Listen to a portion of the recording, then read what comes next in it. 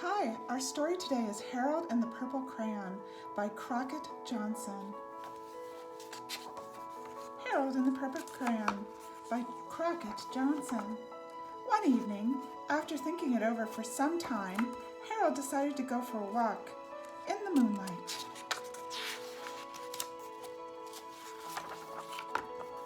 There wasn't any moon, and Harold needed a moon for a walk in the moonlight. And he needed something to walk on. He made a long, straight path so he wouldn't get lost, and he set off on his walk, taking his big purple crayon with him. But he didn't seem to be getting anywhere on the long, straight path, so he left the path for a shortcut across a field, and the moon went with him. The shortcut led right to where Harold thought a forest should be.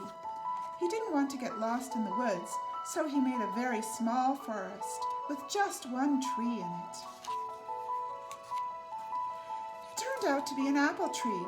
The apples would be very tasty, Harold thought when they got red. But so he put a frightening dragon under the tree to guard the apples. It was a terribly frightening dragon. It even frightened Harold. He backed away, holding his hand with the purple crayon, and it shook. Suddenly, he realized what was happening, but by then, Harold was over his head in an ocean.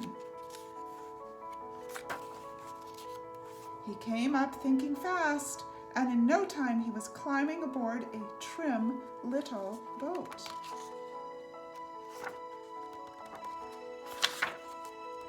He quickly set sail, and the moon sailed along with him. After he had sailed long enough, Harold made land without much trouble. He stepped ashore on the beach, wondering where he was.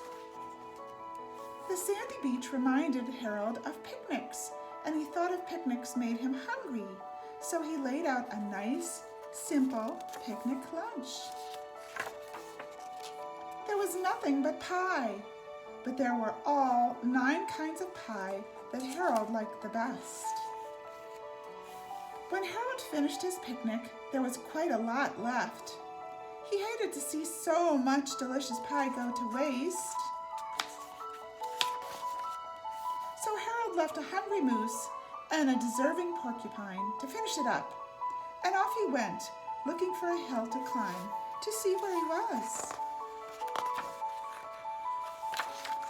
Knew that the higher up he went, the further he could see, so he decided to make the hill into a mountain. If he went high enough, he thought, he could see the window of his bedroom. He was tired, and he felt he ought to be getting to bed.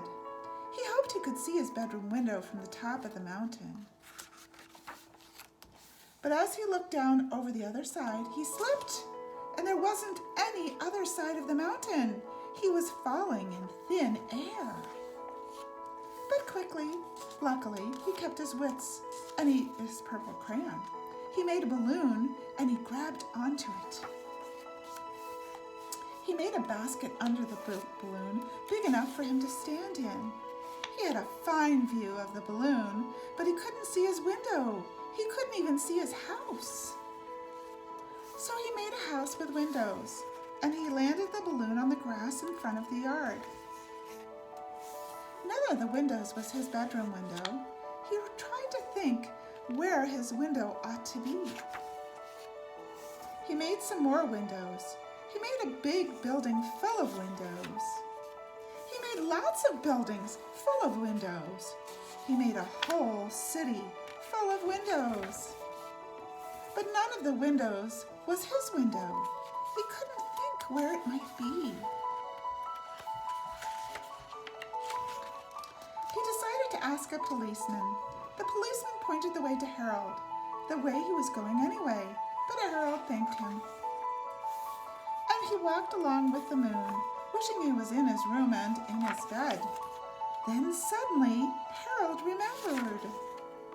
He remembered where his bedroom window was when there was a moon. It was always right around the moon. And then Harold made his bed. He got in it, drew up his covers. The purple crayon dropped on the floor, and Harold dropped off to sleep. The end.